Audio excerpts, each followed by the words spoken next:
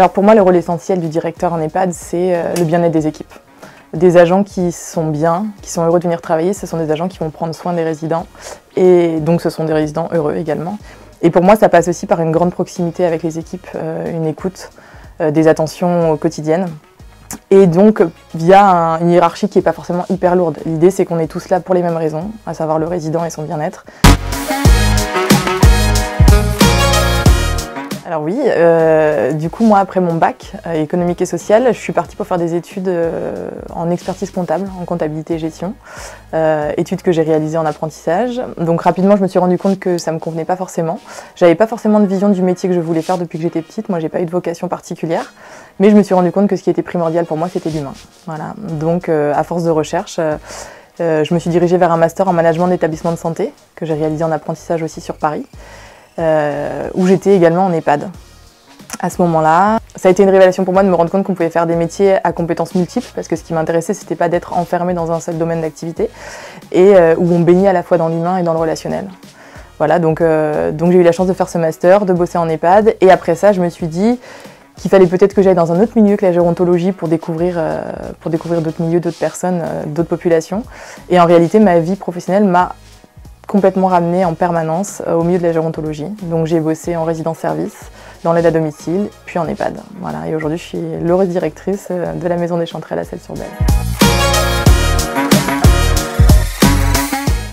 Je dirais que les qualités nécessaires à un bon directeur, c'est l'écoute et les attentions qu'on va procurer à son équipe, mais aussi aux résidents et aux familles. Donc ça demande quand même une grande capacité d'écoute, d'attention, de disponibilité.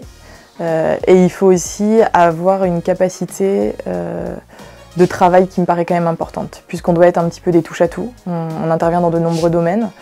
Et si on veut à la fois pouvoir jouer sur le relationnel et sur le côté administratif de la structure, il faut ces compétences-là.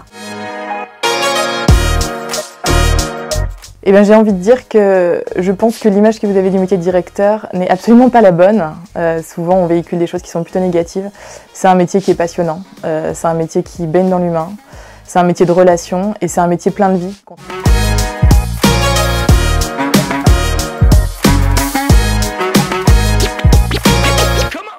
Donc je dirais que la difficulté la plus importante en tant que directeur d'EHPAD, c'est le manque de reconnaissance qu'on a à travers la société, les yeux de la société. Aujourd'hui, les financements qui nous sont attribués par le gouvernement sont un petit peu en décalage par rapport à nos besoins.